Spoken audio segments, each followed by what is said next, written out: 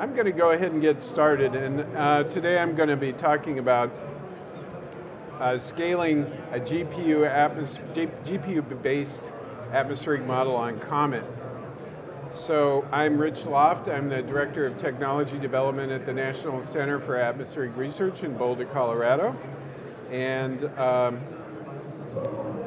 the model that I will be talking about is called the Model for Prediction Across Scales Atmosphere, or MPAS-A. It's a global meteorological model, and we expect to use it for both climate prediction, climate projection, and its current use, meteorological forecasting and modeling. This picture I have here shows a 4-kilometer resolution of the Earth.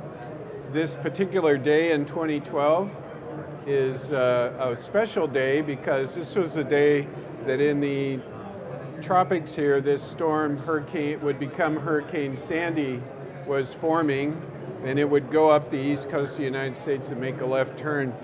The thing that's interesting to meteorologists is if you look, there are a number of tropical storm systems. This is a hurricane. This killed people in the Philippines. This was a rare hurricane that hit the Horn of Africa, which is not that common. And there's actually a tropical cyclone here, which will form in a few days and hit India. So you had to be living in a cave or something not to have noticed that we had an exceptionally active tropical cyclone / hurricane season this year. We had a number of powerful hurricanes. So we're looking at these kind of models because scientists, want to improve our understanding of why hurricanes do what they do. Why do they rapidly intensify? Of course, there are many other weather phenomena, including winter storms and other kinds of serious storms that we want to understand as well. Now, MPAS, just to explain very quickly for those of you that like numerical methods, it's what's called a finite volume model. That's the numerical method that it used to simulate the partial differential equations that govern the atmosphere. A finite volume model basically means that you have a certain, what's called a control volume. In this model, it's kind of a honeycomb of hexagons and pentagons, and these the way that these models work is you have certain values on the edges, which you can see, well, you maybe can't see, these little arrows where fluxes go across, and you have values at the center of these hexagons, which are typically where you put your scalar variables. So you have vectors on the edges and scalars in the center. Now, if you look at what this looks like on the Earth, it looks like what a spherical beehive, I suppose, or something. This is sort of structures familiar to people who like soccer or football. There are these little corners that on such a grid that have these 5 cells. So if you look at a soccer ball, this is a very low resolution grid, but you can see that not all the grid cells have the same number of edges. That's a topological property, and you can't get around that. But it means that the code tends to look like an unstructured grid. It's the best way to implement it because the meshes do not have sort of a uniform structure like you would get out of a rectilinear grid. And then in the vertical, we have this small number of layers because the atmosphere is thin, and those layers try to conform with the topography of the Earth. Down at the bottom, and at the top they try to relax to something it doesn't know about that. And typically for a model like this, we might have 50 layers or vertical levels, and we might have, the example I'm going to show, we have 2.6 million horizontal points. So it's quasi 2D in a way, but that's the way our atmosphere works. Now, from a point of view of code, the part that solves the PDE is about 10,000 lines of code. The part that quantifies all the physics or the phenomenology that's not strictly speaking, let's say the Newton's laws of motion of the atmosphere. So that would include radiative transport, so how sunlight and infrared radiation move around in the atmosphere, clouds and the thermodynamics of water vapor, what happens at the surface, how it interacts with the land, all that we call physics. The funny part about it is the part that's actually the best grounded in physics is the dynamics. The physics is actually, a lot of that is based on what you would call phenomenology. If you were a trained physicist, you'd say, that's not physics, Newton's law, that's physics, but it would be better to talk about the Einstein, relativistic equations, and that sort of thing. So we're really dealing with an approximation set of equations. So if you look at it, most of the code is in this physics. We have about 100,000 lines. It's not at all unusual, just in the physics, and a very small number of lines in the dynamics. So the goals of our project were to move MPAS from CPU-only execution to CPU-GPU execution. But the trick is, don't break the CPU performance, because then the scientists get a frowny face, because that's what they really want to make sure that you don't do. They want to use the GPUs, but they don't want to break that.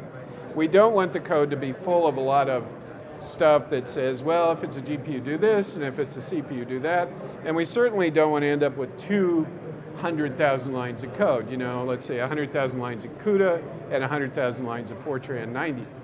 So what we've done here is use OpenACC, which is a directive-based language, to mark up the Fortran so that it can either stay on the CPU and ignore those directives, or export the code onto the device, the GPU device, and do that all from a single source. All right? The other thing is, if we don't have to move the code off the CPU because it's annoying, or it's small, or it's big, but we can overlap it, then let's keep it on the CPU, because we paid for them. Make them do something besides sitting there wearing themselves out and burning up heat. All right. So that's sort of our, I think I punched it once too. So let me talk about Comet. Comet is a Dell system that's operated by SDSC as an exceed resource for the NSF. It's really targeted primarily at the long tail of HPC applications. So it's not especially focused on being the top predator from an HPC point of view. But recently, San Diego brought in some Dell servers that have quad GPUs, and I think they got something on the order of 36 P100 based GPUs, which I showed down here in the middle. This just goes straight in there, doesn't it? It's like, as you can see, except you can't see because it's being absorbed very efficiently. But this is the piece we were like, that's nice. Can we get some test time on this and do some development on this? And graciously, we were allowed to kind of squat on the nights and weekends on Comet and try to use this thing. The interesting thing is, I have to say, our experience suggests that not many people are using Comet to solve PDEs across multiple GPUs. There seems to be maybe, I don't know, single GPU workload going through there. So there were some software configuration things so that would support GPU-based MPI and things we had to go through. My hope is that we leave. This exercise has left Comet better able to serve the PDE solvers of the world, and it's taught us a few things about how you get somebody else's system to work the way you want with your code. So let me move on. So here's what one of the nodes looks like.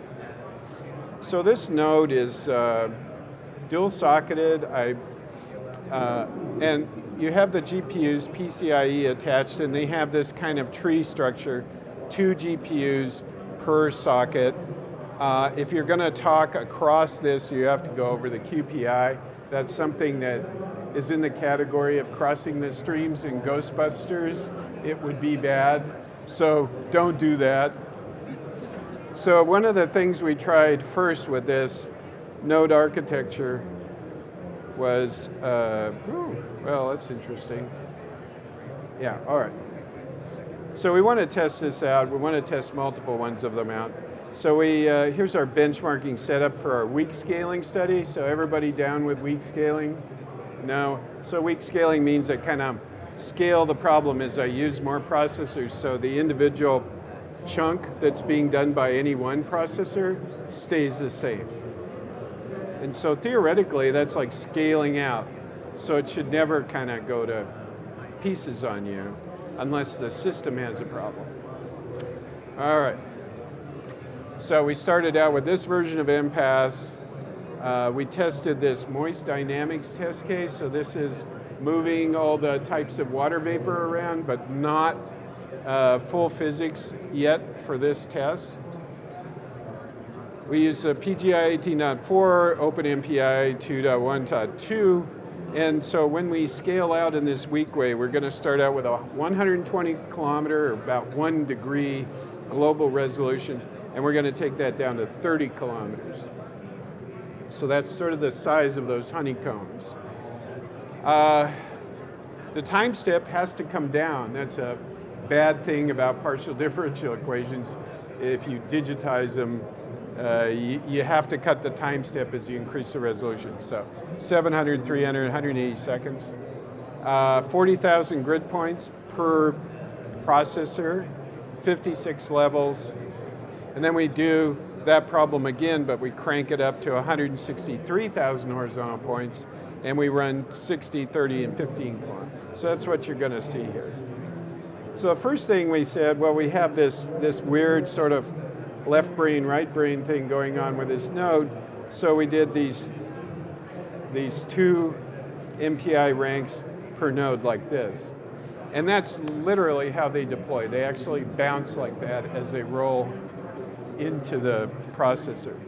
That's, and if that's too technical for you, let me know. I'll explain how that works. Anyway, these guys are like that. These are now idle. We're just wasting them, but that's what we tried. So here's weak scaling results, 2 P100s.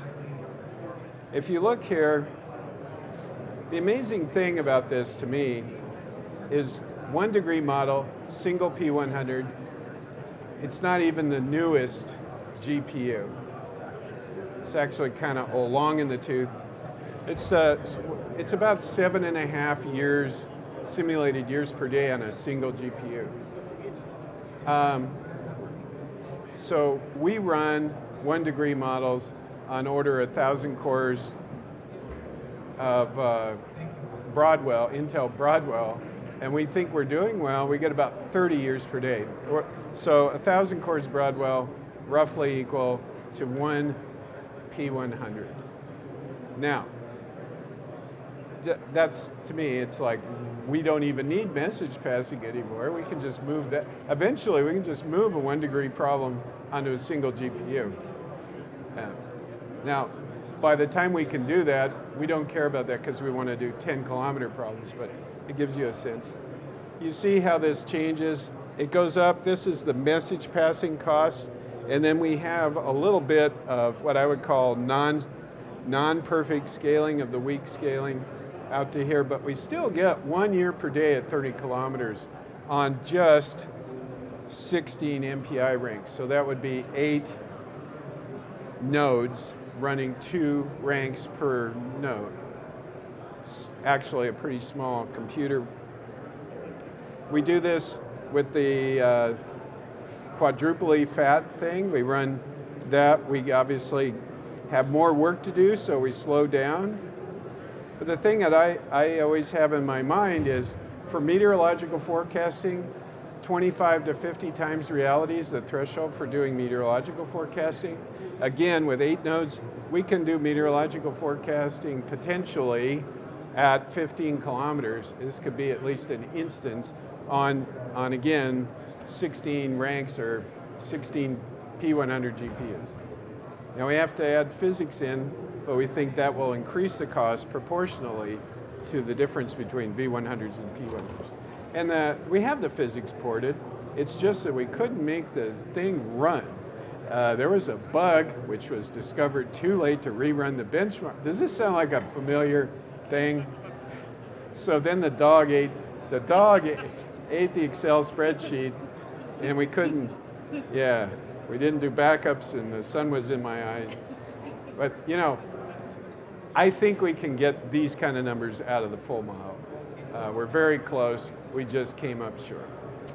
All right, so strong scaling. Okay, this is more or less what we care about in reality, because we want to run as fast as possible, resources be darned. So again, we do this experiment. Now we hold the resolution fixed at 15 kilometers, 2.6 million horizontal points or cells, uniform grid, 56 levels, and here's what we get.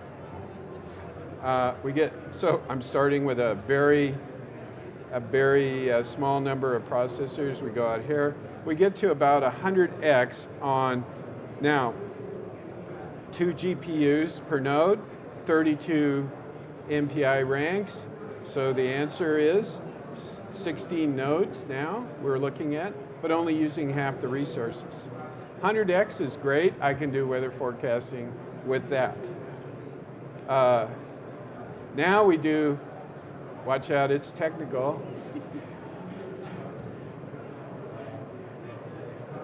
Yes, we're going to use all of them. You have to be careful that the balls don't bounce off each other, because then they'll go off and get stuck in the memory controllers, and it's ugly. Anyway, so this now is full. So now we're going to look at this. All right, 20x, 112. We actually get 1.6 times better, same resource, but now fully populating. We doubled it, so we have pretty efficient use of going from 2 to 4, about 0.8 scaling. It's not perfect, but it's pretty good. So now this is the thing. We're running 0.45 years per day on 16 nodes with 4 GPUs with this model at 15 kilometers. This is now in the range for doing seasonal to annual climate prediction if we were to couple this with a full ocean model and everything so that we could simulate the whole Earth system. So this is all very encouraging. Now, as for the physics, I'll just say that we've done a lot of the physics routines, and at least on the V100s compared to a Broadwell node, the mileage will vary. The most expensive routine that we've looked at, this WSM6, which is how clouds turn into rain, basically, is about 3 Broadwell nodes per V100, very good. Luckily, the ones that don't count for anything are the ones that speed up the worst. So that's good, because I don't really care about them. So this is the thing about the dog ate my homework. You know, we were having crashes, it got fixed on Monday. My guesstimate, I think I've already told you, I think a V100s would actually allow us to absorb the physics cost and still run similarly to these numbers. And now I want to give my thank yous. Thank you for sitting through this. Thank you to Sean Strandy and the SCD people who made this happen, and Mahidar and his support, because we broke a lot of stuff on Comet, and he had to fix it for us, and we had to try many times to get all this sorted out. And certainly the people at my lab and at the University of Wyoming and NVIDIA who also helped. And after that, I'd be happy to answer some questions. Thank you.